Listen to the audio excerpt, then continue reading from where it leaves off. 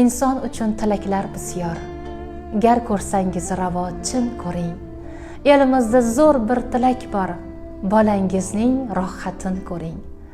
Omad tilab bo'lmam ovora, yo baxt tilab yurmam ming bora. Baxt omadga eng go'zal chora. Bolangizning rohatin ko'ring. Bu so'z bo'lar bir kun ming oylik. Bo'lsangiz ham taxti saroylik, o'lchovlarga sig'mas bu boylik. Bolangizning rohatin ko'ring.